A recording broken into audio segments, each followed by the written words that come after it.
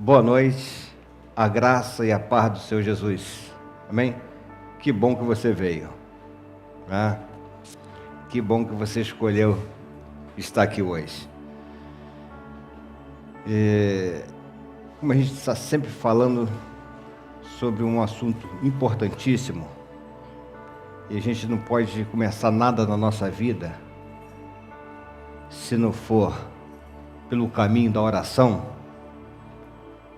E se você não faz isso, eu aconselho você fazer, porque não há outro caminho a não ser o caminho da oração para a gente fazer qualquer coisa que seja. E a gente vai fazer esse caminho agora. Vamos fazer esse caminho juntos.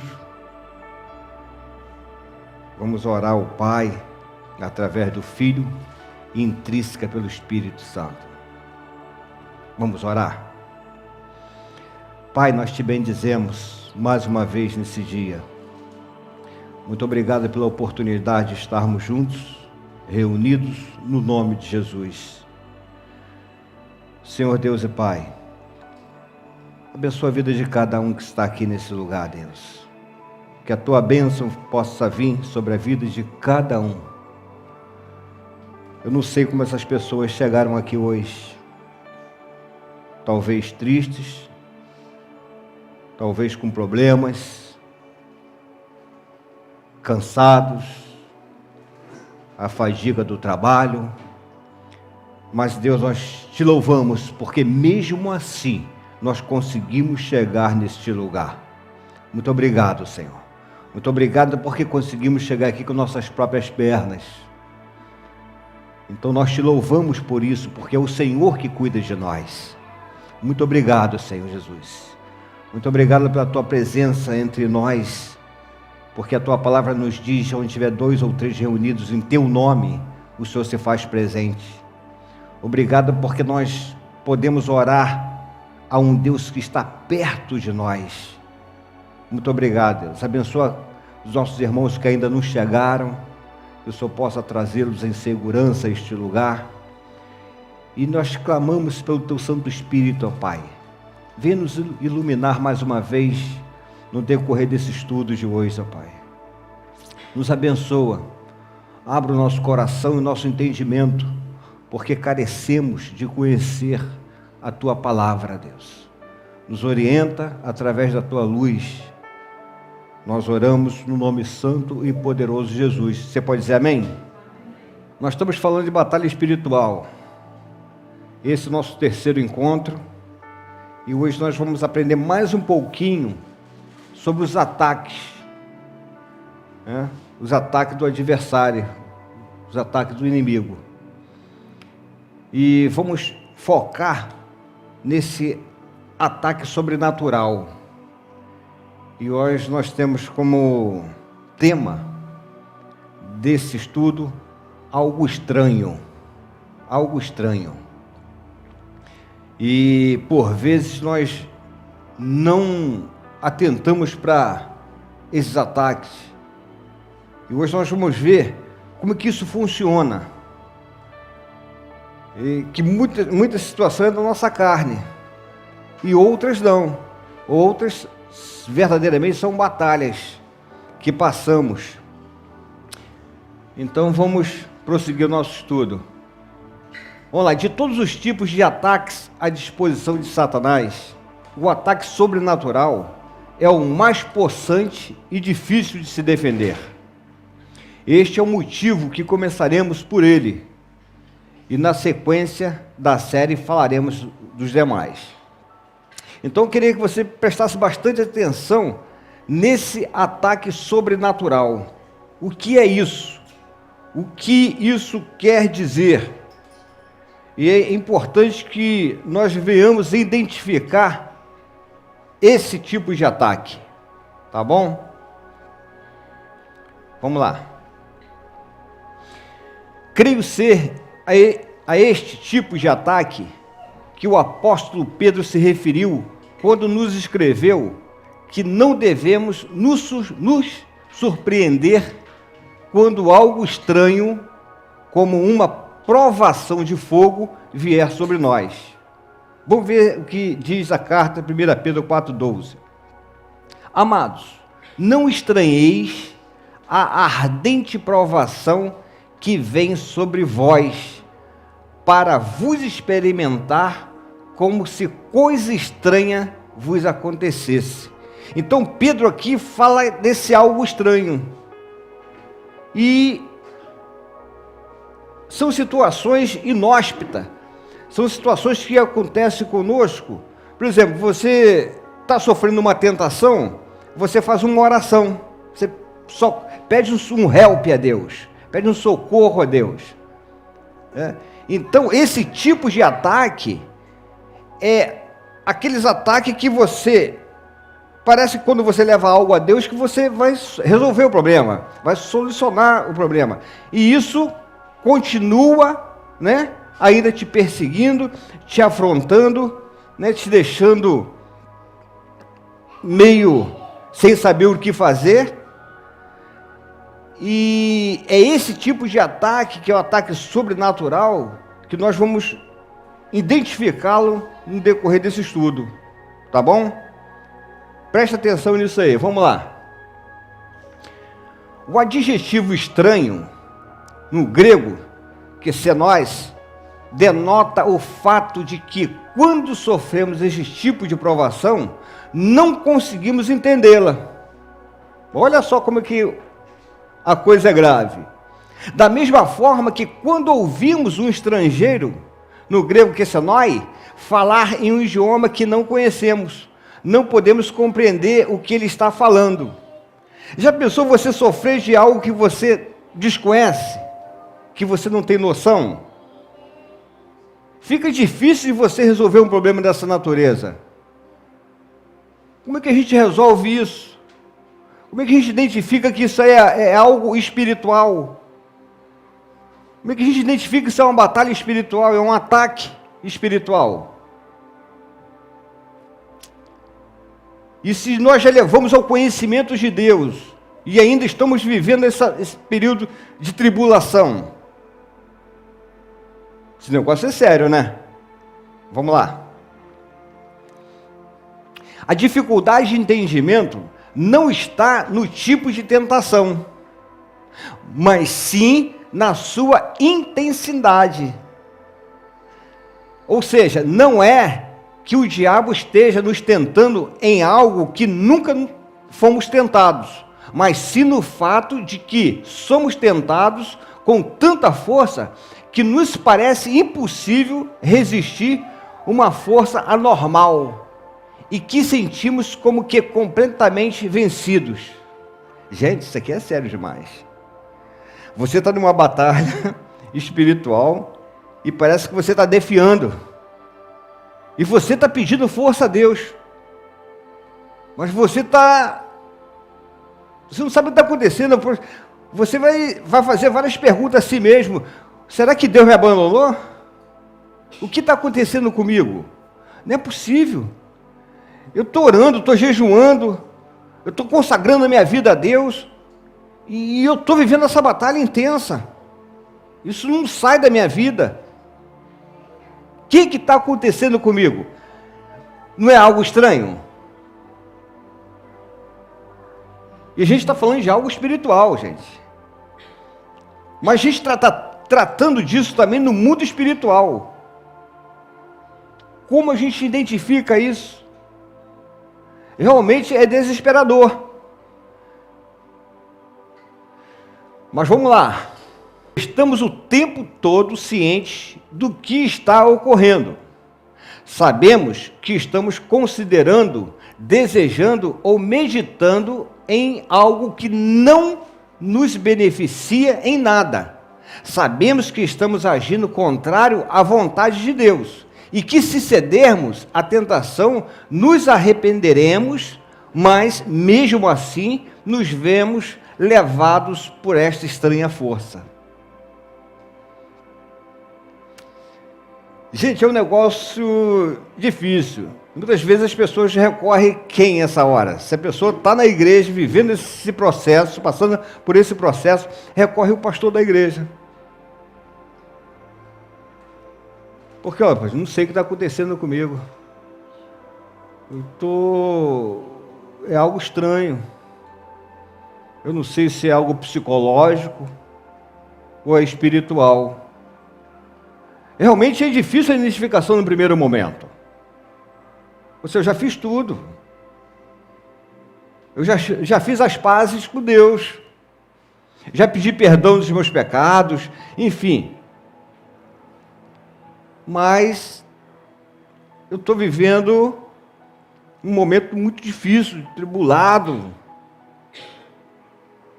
agitado, as coisas não estão dando certo. Eu não sei se vocês já passaram por esse processo. Eu não sei se vocês já viveram isso. Mas nós vamos identificar o que é isso na prática, o que está acontecendo com esse ser que sofre um ataque dessa natureza. O apóstolo Paulo, possivelmente, também pensava no mesmo tipo de tentação a nos escrever. Vejo outra lei nos meus membros, que guerreia contra a lei do meu entendimento e me leva cativo ao pecado. Olha o que Paulo está dizendo aqui. Ele guerreia consigo mesmo, e essa guerra é uma guerra intensa, e que acaba levando ele a cometer pecados, que faz ele cair, que faz ele perder a graça. Ele sente que é uma batalha, e ele luta por isso, mas parece que ele vai defiando, ele vai perdendo as forças. É estranho mesmo. É difícil. O tema, ele é propício para isso que a gente está tratando. A gente não tem uma identificação.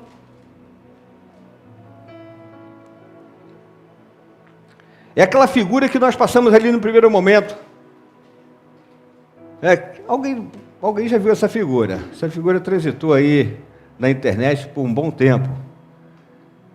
É estranha. É uma figura estranha. A gente não consegue concatenar as ideias, né?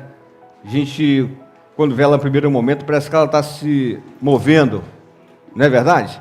Fixa o seu olho ali, você parece que ela está movendo, está em movimento. Então é uma figura estranha, a gente não consegue entender isso. A gente não consegue definir isso bem. E a gente vai vendo onde que isso vai chegar, né? Vamos vendo isso, aonde que isso vai nos levar. A compreensão, o entendimento, ou, sei lá, é estranho. Há de convir que isso é estranho. Vamos lá, voltar para a página.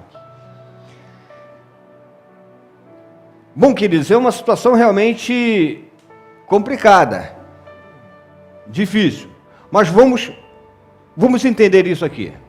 Esse tipo de ataque estranho não ocorre com frequência. Presta atenção nisso, tá? Ele não ocorre com frequência. Se fosse o caso, ele não seria estranho. É algo que você não está acostumado. É algo que você não vive sempre. A menos para aqueles que continuamente cedem à mesma tentação. Pois quanto mais o cristão se rende ao inimigo, mais fraco ele fica, tornando-se mais fácil para os demônios executarem esta manobra com sucesso. Por outro lado, cada vez que o cristão, mesmo fraco, recusa a ceder, mais frustrados e menos frequentes se tornam os ataques. Presta atenção. Segundo o nosso irmão Tiago, nos disse: sujeitai-vos, pois, a Deus, mas resisti ao diabo e ele fugirá de vós. Tiago 4, 7. Em todo esse contexto, desde a primeira série, desde o primeiro estudo que nós fizemos, nós vimos que a nossa posição é uma posição de resistência. Nós precisamos resistir.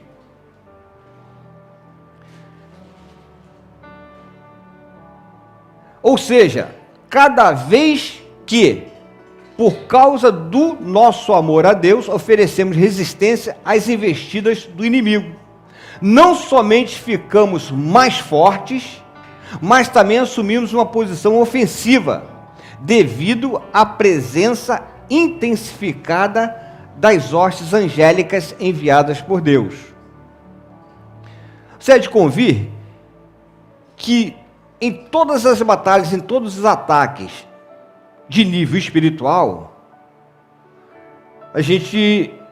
toda vez que a gente começa a resistir, isso nós vimos no nosso segundo estudo, a gente ganha mais uma resistência, ganha mais uma força, né? A gente fica mais apto a enfrentar coisas maiores. É como você estivesse numa academia, você chega lá hoje pegando um peso de 2 quilos. Mas quanto mais você se dedica à atividade, você vai aumentando também a sua série. Não é verdade? Você começou com 2 quilos, depois você está com 3 quilos, e você vai ganhando o que com isso? Resistência. Você vai ganhando força. E não é diferente no nível espiritual. É a mesma coisa. Quanto mais eu me dedico a Deus, né? Quanto mais eu me dedico a Deus, mais força eu ganho para resistência. Resistência. A nossa luta é resistência. Resistência a quê? Olha as perguntas, como é importante. Resistência a quê? Ao pecado. Porque o único prato servido nesse contexto é o pecado. O cardápio que está sendo oferecido aqui para que eu venha cair, para que você venha cair, é a bandeja do pecado. Então, quanto mais eu resisto esse cardápio, mais forte eu vou ficando. Por outro lado, quanto mais eu não resista à bandeja, à comida, mais vulnerável também eu me torno. Cada vez mais. Beleza? Tornamos o ambiente ao nosso redor um local desfavorável e hostil para o exército das trevas, que assim é forçado à retirada. Olha o que o salmista diz aqui no Salmo número 34, verso 7 e 8. O anjo do Senhor acampa-se ao redor dos que o temem e os livra. Provai e vede que o Senhor é bom. Bem-aventurado o homem que nele se refugia. Olha o que o salmista está dizendo aqui para a gente. Que o anjo do Senhor acampa-se ao meu redor, ao teu redor, só porque eu tenho temor a quem? Fala alto. A Deus. Então, quando eu tenho temor a Deus, eu sei que existe anjo de Deus acampado ao meu redor. E isso é uma forma de resistência para mim.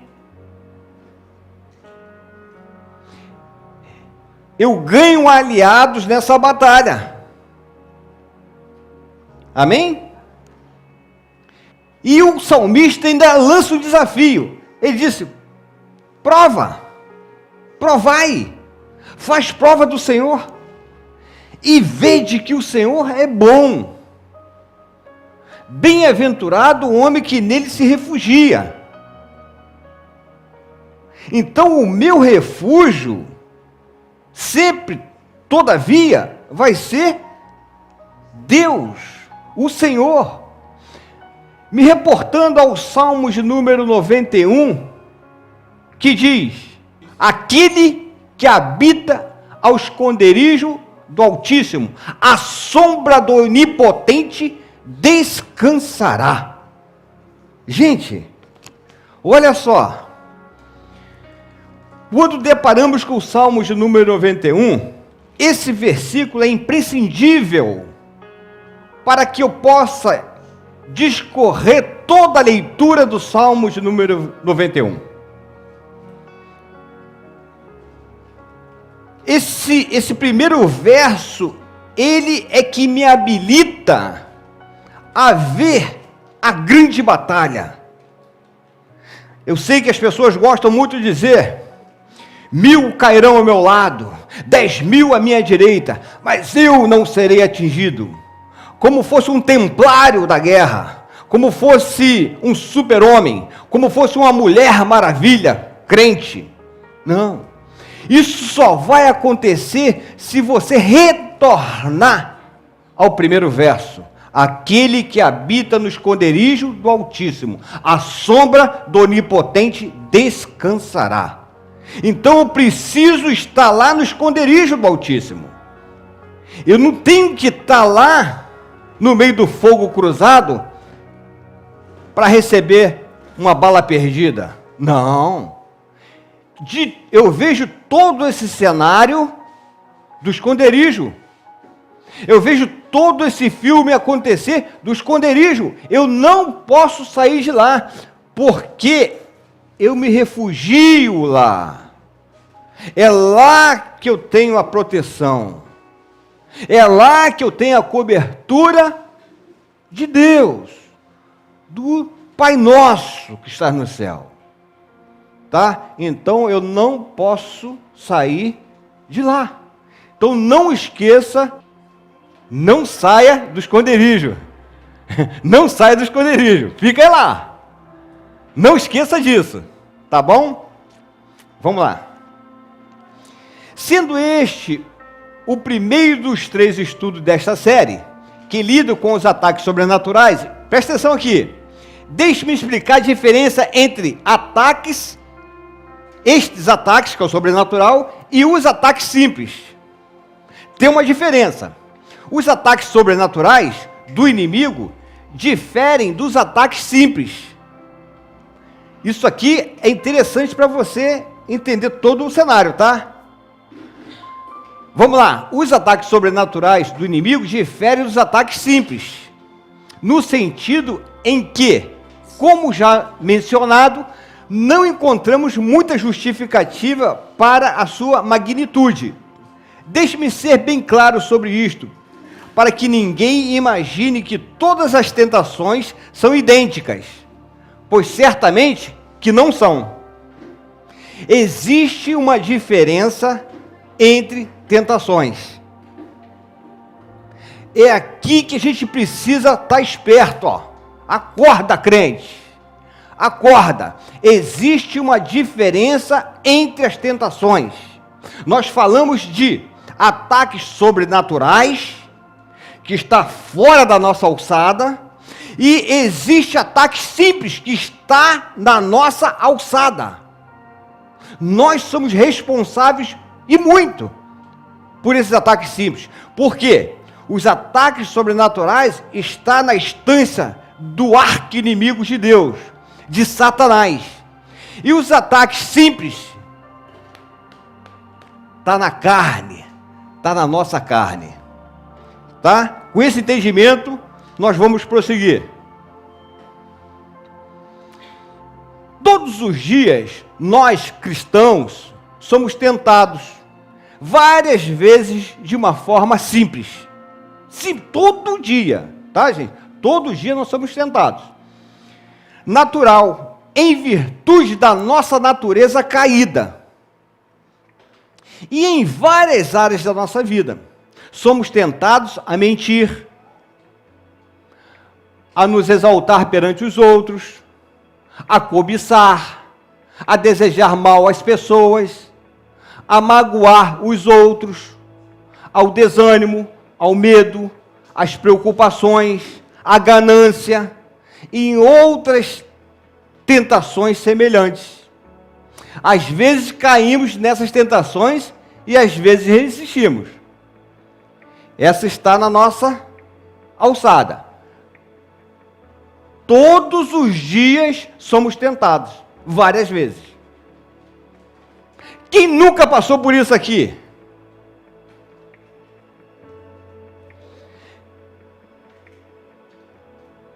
Quem nunca ficou para decidir se falava verdade ou mentira?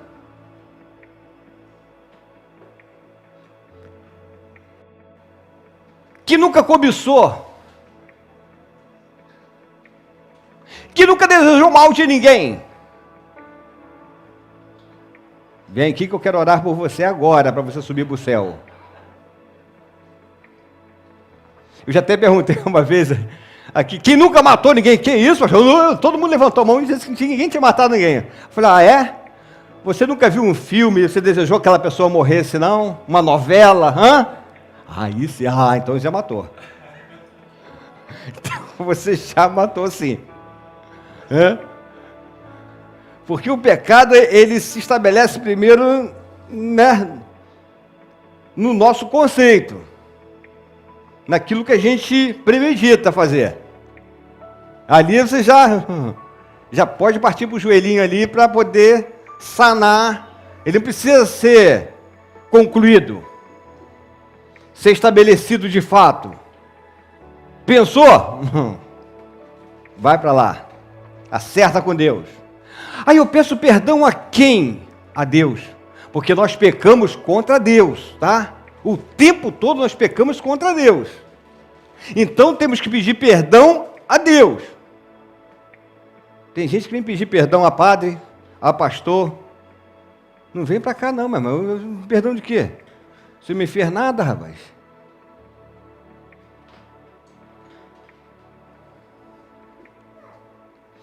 Nem sempre o diabo precisa estar por detrás delas. Está vendo? Quando é aqui na carne, pois por nós mesmos somos mais inclinados a agir de acordo com a nossa vontade do que com a vontade do Senhor. Foi por isso que ao ensinar o apóstolo a orar, Jesus lhe instruiu a dizer, essa oração está na parcela da oração do Pai Nosso, seja feita a tua vontade. Nós temos dificuldade de fazer essa oração. Temos. Porque nós queremos sempre imprimir a nossa vontade. E nós até dizemos lá, minha vontade é melhor do que a vontade do meu irmão. Lá em casa a minha vontade é top. Não. A vontade de Deus, ela é perfeita e agradável ao homem. O que significa? Seja feita a vontade de Deus, que é perfeita e santa, e não a nossa, que é imperfeita e tendenciosa ao pecado. Primeiro, nós não conhecemos a nossa real necessidade, então a nossa vontade já é frustrada aí. Eu não tenho conhecimento de fato o que realmente eu necessito, o que eu preciso.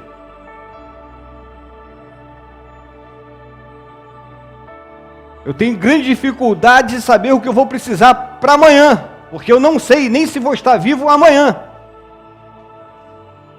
Deus sabe, eu não. Então nós temos dificuldade de conhecer o de um minuto para frente, a gente não sabe. Por isso que quando nós descansamos da vontade de Deus, e para me descansar na vontade de Deus, eu preciso confiar em Deus, eu preciso me entregar a Ele, e começar a dar graças a Deus por tudo, até por aquilo que eu não esperava, que eu esperava que acontecesse de outra forma, de outra maneira, de outro jeito, mas eu, dentro da minha vontade, eu fui frustrado. Eu preciso agradecer a Deus porque é Ele que está no comando. Mas nós temos essa dificuldade. Nós, de verdade, nós queremos estar no controle das coisas, né? Nós queremos estar no controle das coisas. Porque as coisas, quando fogem do nosso controle, a gente não gosta muito. E o crente, ele precisa viver no centro da vontade de Deus, dando graças a Deus por tudo, louvando a Deus por tudo, porque Ele sabe o que faz. E tudo que Ele faz, nós vimos que é bom, é agradável, é perfeito, é santo. E que dificuldade nós temos de descansar dessa vontade? É porque a gente tem essa mania de estar no controle de tudo mesmo.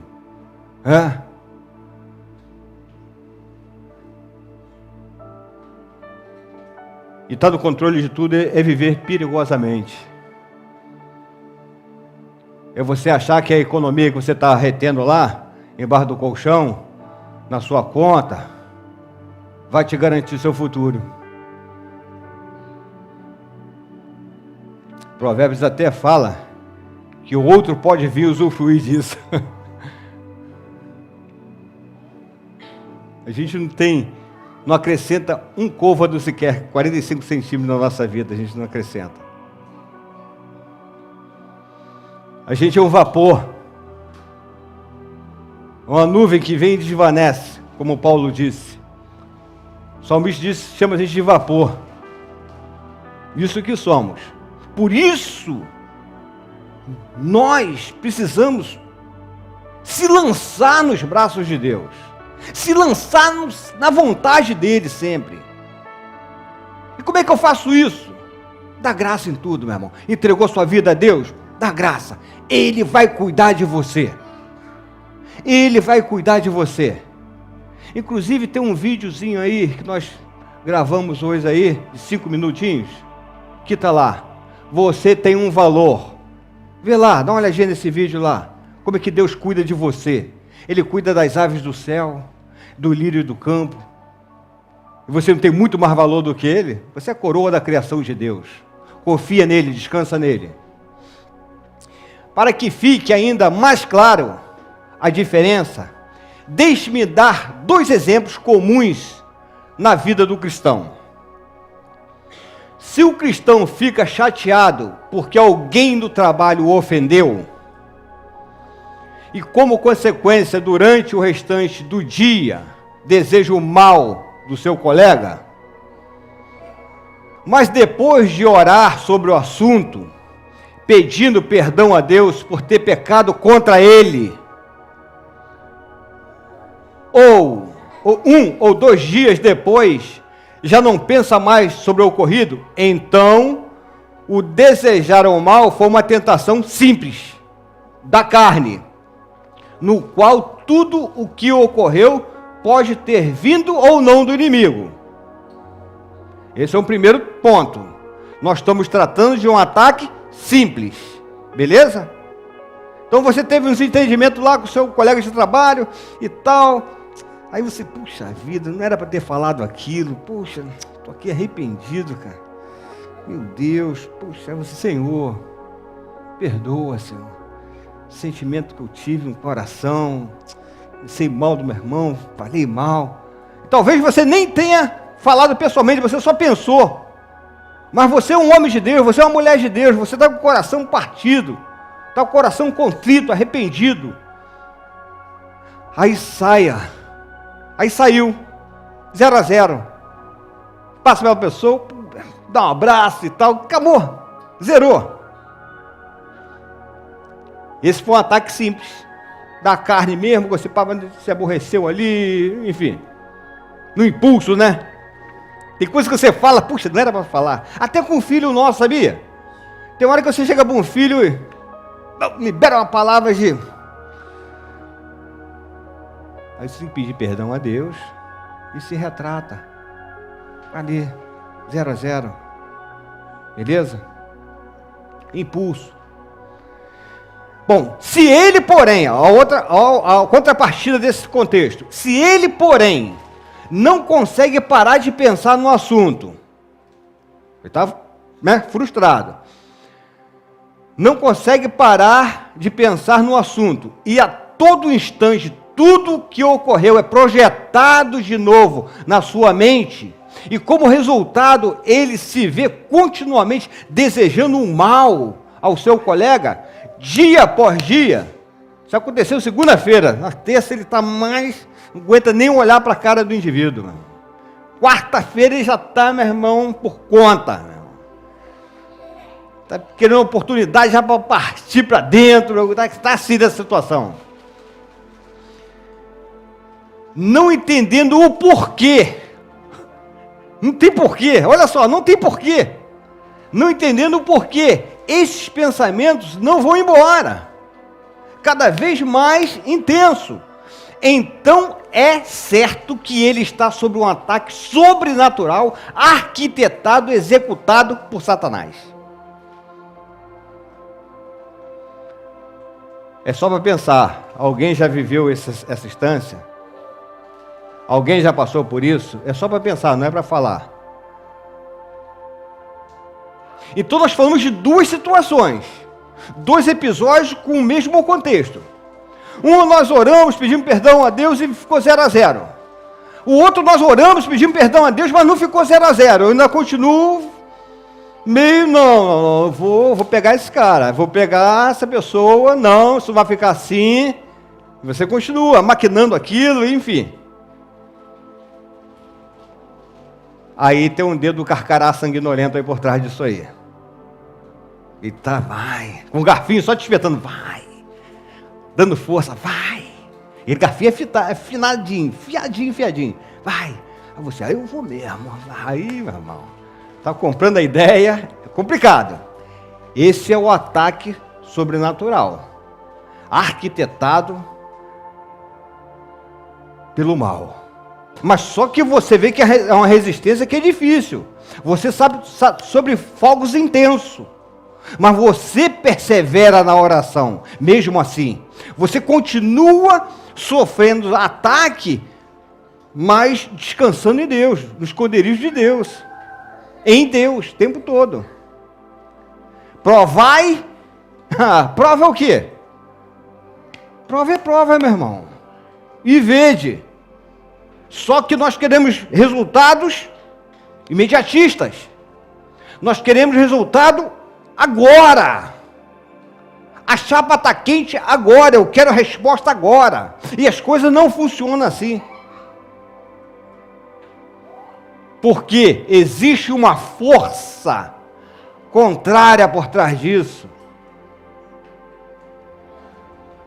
Jó poderia falar, realmente eu vou abandonar esse Deus meu, mesmo que não tem mais jeito não, tudo que aconteceu comigo, perdi todos meus bens todos, perdi a família toda, perdi tudo, perdi minha saúde, eu não quero mais saber desse Deus. Poderia? Sim ou não? Sim, mas ele foi perseverante, beleza?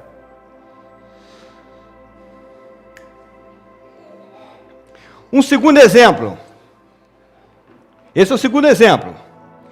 Digamos que o cristão observa que uma colega de trabalho, isso é mais para o homem, uma colega de trabalho, casada, olha, se vestiu de uma forma indecente. Que o cristão é dessa mania, né? Indecente, saia curta, mas ele está olhando, entendeu? Olha lá. E ele, por alguns segundos, admirou e desejou a mulher do próximo.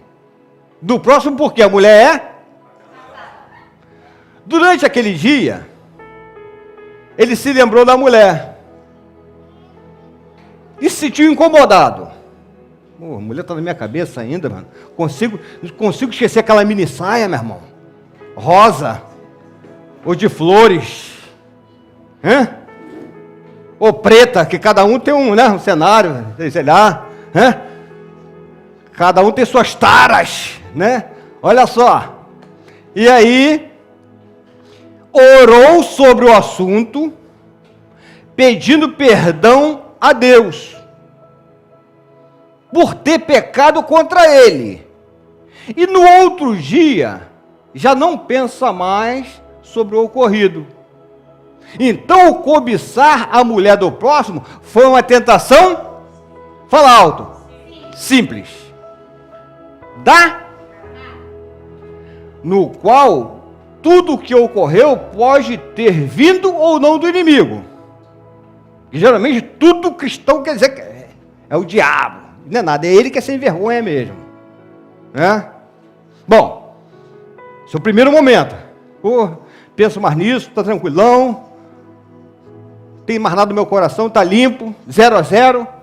Agora, se ele, porém, pensa na mulher continuamente e nas horas que menos espera, ele começa a imaginar todos os tipos de situações pecaminosas com ela, e por mais que queira e ore,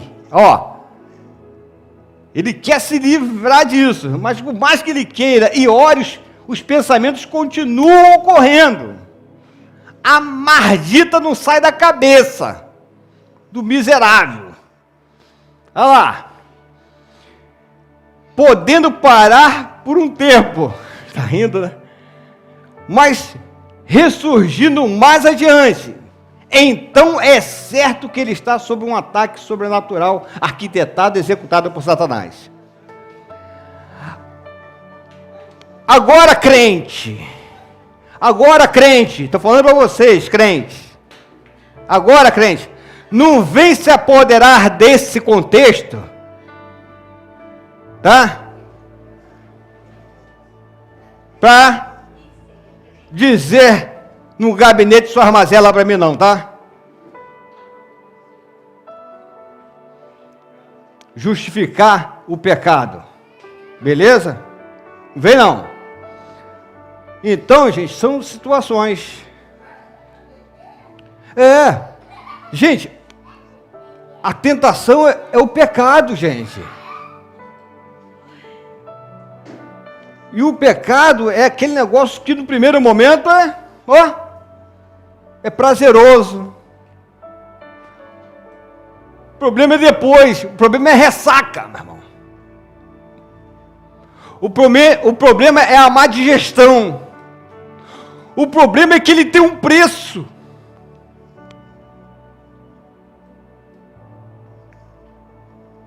Sabe o que é não o preço dele? O salário do pecado é a morte. O problema é esse, meu irmão. É como você estivesse comendo ou absorvendo um veneno. Ele mata. O problema é esse. E qual é o intuito do adversário, o arqui-inimigo de Deus? Te matar. Te levar junto com ele. É esse que é o problema. Aí tem crente, né? Que acha que é solteiro. Tá? Acha que é solteiro? Não, eu sou solteiro. Tá tranquilão para mim. Então vai lá ler que existe o pecado da fornicação. Fornicação, meu irmão, é pecado e te leva para a morte. A nossa tentação, gente, é o pecado e ele mata. Crente fica fraco, não se esforça para vir à igreja, não tem força para ir à igreja. Por quê? Porque faz igual Adão, se esconde de Deus, não quer vir para a igreja, aí se esconde, aí arruma as desculpinhas, esfarrapada. Pastor, tudo bem, meu irmão, você é livre. Só que é o seguinte, Deus conhece o teu coração, Deus conhece a sua vida, não tem como enganar Deus, pô. Nós nos enganamos, mas Deus não deixa se enganar. Ele sabe de tudo, Ele conhece o teu coração, Ele conhece tudo da sua vida, pô. Ele sabe até o dia que você vai desembarcar da terra, pô. Sabe tudo. Se eu estiver nas profundezas, Ele sabe. Se eu estiver na barriga do peixe, Ele sabe. Não tem para onde recorrer de Deus, pô. Ele é onipresente, Ele é em todos os lugares ao mesmo tempo.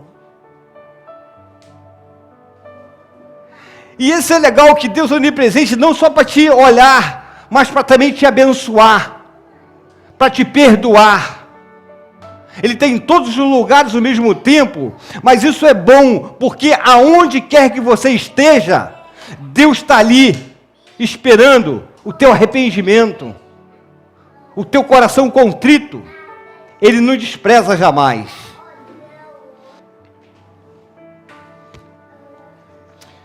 Na Bíblia, 2 bons exemplos do que estou falando ocorreram em uma mesma família. O primeiro com o rei Davi, quando cometeu adultério e assassinato ao cobiçar Betseba, ou outras versões, outras traduções, Betsabá, mulher de Urias. E o segundo com Aminon, filho do rei, ao cobiçar e estuprar Tamar, sua meia-irmã. Aqui houve um contexto de incesto. Em ambos os casos, ao considerarmos o desenrolar dos eventos e a seriedade do que fizeram, se vê claramente que houve um ataque satânico, sobrenatural, extremamente forte contra os dois.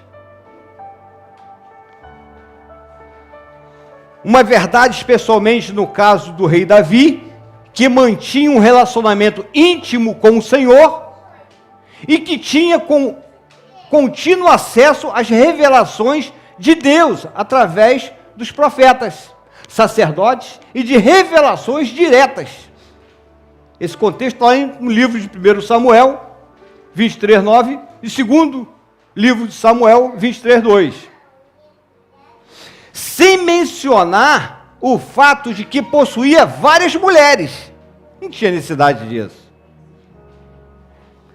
E que, a qualquer momento que quisesse, poderia adquirir mais esposas ou concubinas, de forma não pecaminosa, como era o costume da época, e conforme o próprio Deus lhe disse através do profeta Natã.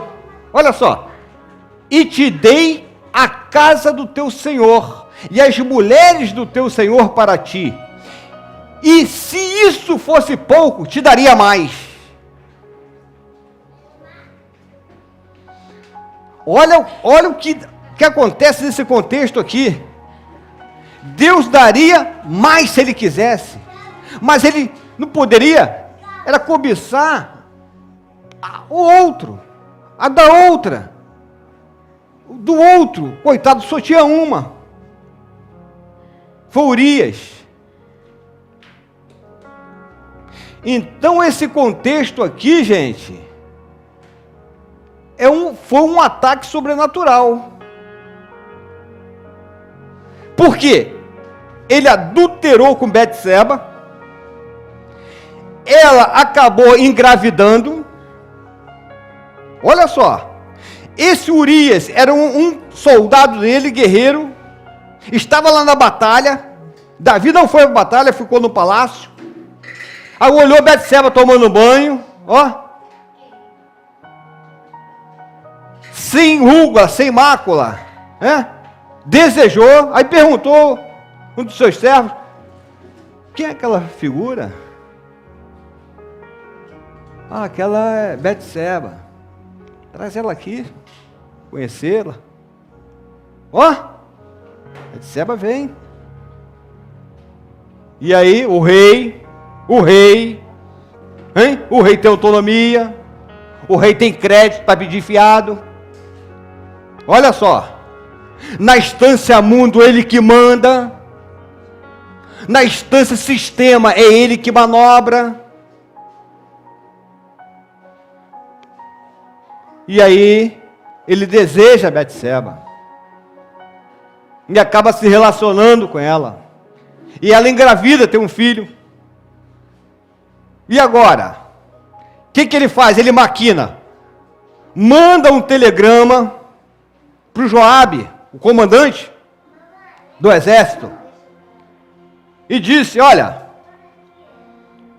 manda Urias tirar umas férias, manda ele vir aqui. Aí imediatamente o Joabe recebe o telegrama do rei, chama Urias, que era um grande guerreiro, e ele: o rei está te chamando. Ele chega lá: meu senhor, poxa, vem cá, rapaz, eu quero te dar um lazer, quero te dar umas férias, né? Um arejamento, você está muito na batalha, pô. Aí, toma um vinho com ele e tal, vai embora, fica com sua mulher, rapaz. Pra quê? Botar na conta de Urias. Ó o contexto como é que é. E aí, Urias come, bebe, só que Urias não vai para casa. Ele dorme na porta do rei. O rei: como, rapaz? Como você não foi para casa, rapaz? Não, eu não posso ir para casa enquanto os meus soldados estão combatendo e eu aqui, usufruindo do... Olha só o camarada com a visão na guerra, na batalha, preocupado com seus subordinados. Um líder, um grande líder. E o plano de Davi não dá certo. Ele tenta de novo, mas não dá certo. Aí ele manda ele voltar para a batalha com outro telegrama, outra cartinha maquiavélica para Joabe: olha, bota esse cidadão na frente da batalha mais ferrenha que tiver aí. E aí Joabe cumpre a mensagem do rei, e ele chega, bota ele na frente da batalha mais ferrenha, como volteador, linha de frente. E aí, o que acontece? Ele morre. Aí Davi agora está tranquilão. Davi está tranquilo agora. Morreu, acabou meus problemas. Betseba, vem para cá, minha filha. Vem para cá. E o que acontece?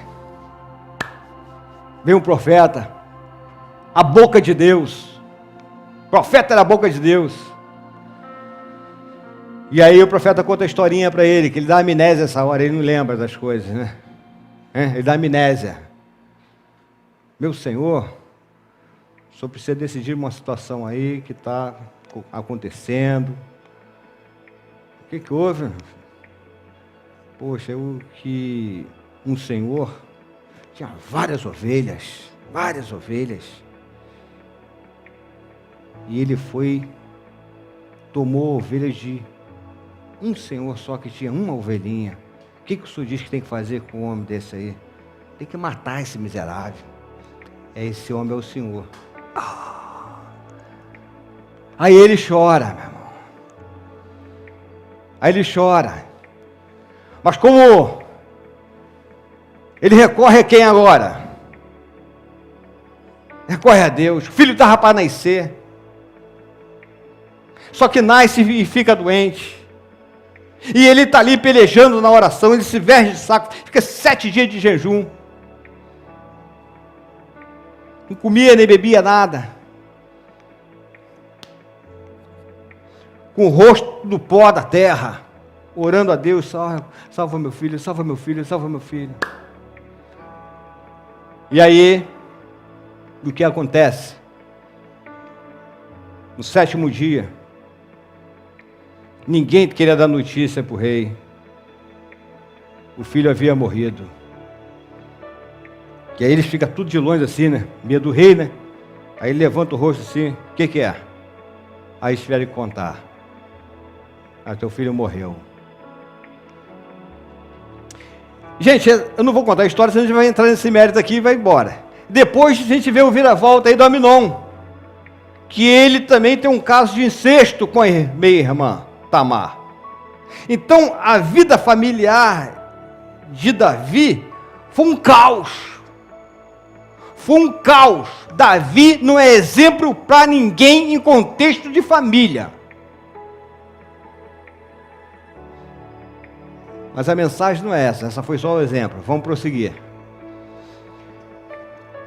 Os ataques desta categoria podem explorar qualquer uma das fraquezas do ser humano, como na área de relacionamentos, finanças, sexo, saúde e em todas as outras áreas. Então é o seguinte, o inimigo, ele não é bobo. Ele conhece o teu ponto fraco, ele conhece o meu ponto fraco. Ele vai bater aonde? No ponto forte ou fraco? E você também conhece o seu ponto fraco. Você sabe se é a área da finança. Você sabe se é a área de mulher ou de homem, vice-versa, né? Mulher que deseja homem, homem que deseja mulher. É nessa área, meu irmão, minha irmã, que ele vai bater. É ali. Por quê? Ele é estratégico. Ele não é bobo.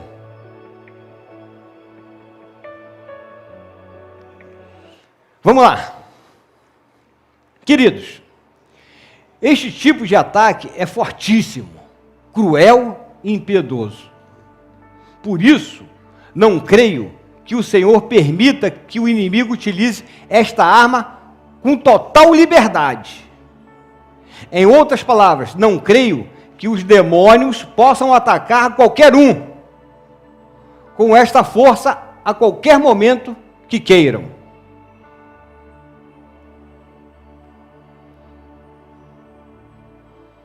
Mas isso não quer dizer que não ocorra. Em Jó, foi permissão de quem? Com Jó foi em permissão de Deus. Toca nos seus bens. Toca na sua saúde.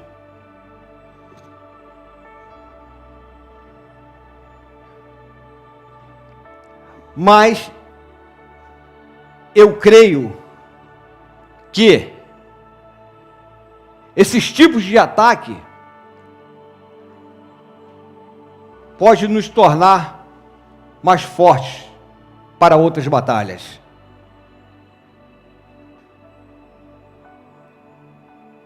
Basta eu ser perseverante na oração e resistir. A gente está falando de pecado, hein, gente? A gente está falando de algo que mexe com a nossa estrutura. E a gente acha que está tudo bem. Quando nós deveríamos acordar, despertar. Esse estudo é para que nós possamos nos despertar, acordar. Tem crente adormecido, ingênuo, como nós falamos na série passada, no estudo passado. Crente ingênuo. Não sei o que está acontecendo comigo. Sabe sim. Se posiciona. Se posiciona. E agora aquilo que era estranho, que é o tema desse texto, não é estranho mais para você. Você sabe que isso é possível e isso acontece. Existe certamente um controle divino quanto ao uso deste poder sobrenatural que os anjos, neste caso os anjos caídos, os demônios, possuem sobre nós, seres humanos. Mas quando lhes é permitido, o cristão precisa procurar auxílio de Deus com urgência, fervor e persistência. Corre para Deus, meu irmão. Se isso está acontecendo contigo, você precisa correr para Deus com urgência. Fervor na oração. Não para de orar, meu irmão. Ora sem cessar o tempo todo e persistência até você se livrar disso. Até que isso saia da sua vida. Não para no meio do caminho. Continua perseverando na oração.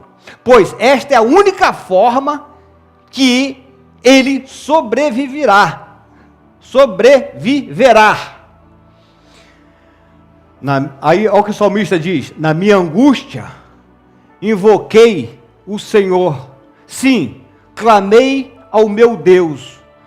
Do seu templo ouviu ele minha voz, o clamor que eu lhe fiz chegou aos seus ouvidos.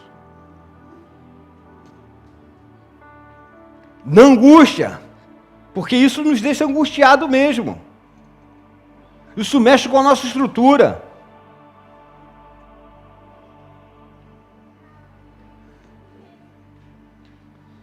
Amados, mais adiante nesta série, quando falarmos sobre resistência e contra-ataques, explicaremos como podemos desenvolver a nossa habilidade no uso das armas espirituais que o Senhor nos forneceu para serem empregadas contra as forças espirituais do mal. Tanto durante os ataques sobrenaturais, como também quando somos atacados através da carne, de uma forma simples, os quais não possuem a mesma intensidade dos ataques sobrenaturais. Então, gente, a gente não poderia deixar de passar com essa explicação, ter esse conhecimento para identificar tipos de ataques, porque eu preciso também saber quais são os tipos de ataque e quais são as armas espirituais que Deus me fornece, que eu possa usar para cada um deles. Fica atento para o próximo estudo, onde nós vamos conhecer essas armas. Por agora, deixe-me apenas deixar bem claro que, por nós mesmos, olha só, não temos a menor condição de resistir os ataques sobrenaturais do inimigo. Os anjos caídos pertencem a uma classe de criaturas superior à raça de Adão. Sem mencionar o fato de que, enquanto eles nos escutam e veem, nós lutando fisicamente às cegas, somente baseado em indícios e circunstâncias.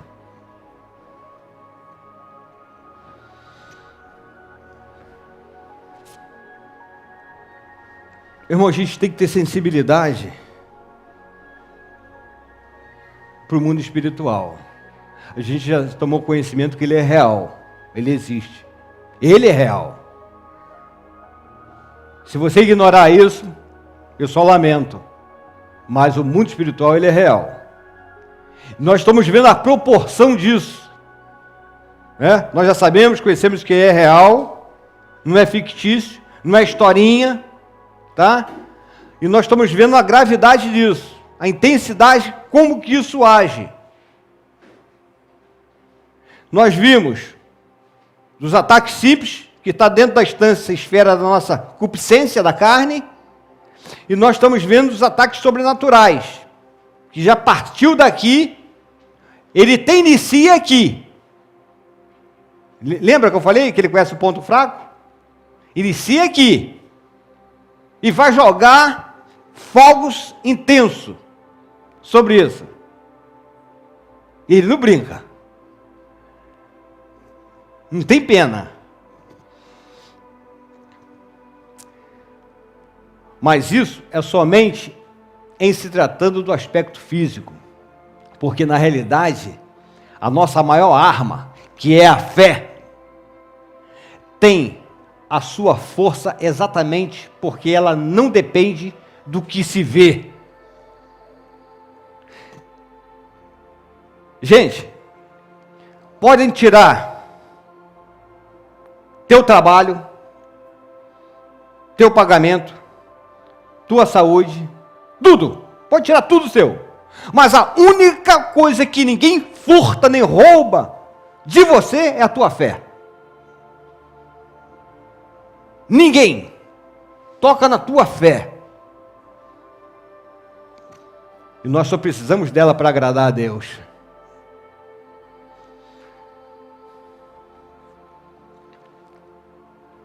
Mas se na esperança, dependência e confiança depositada no seu autor e consumador, que é Cristo.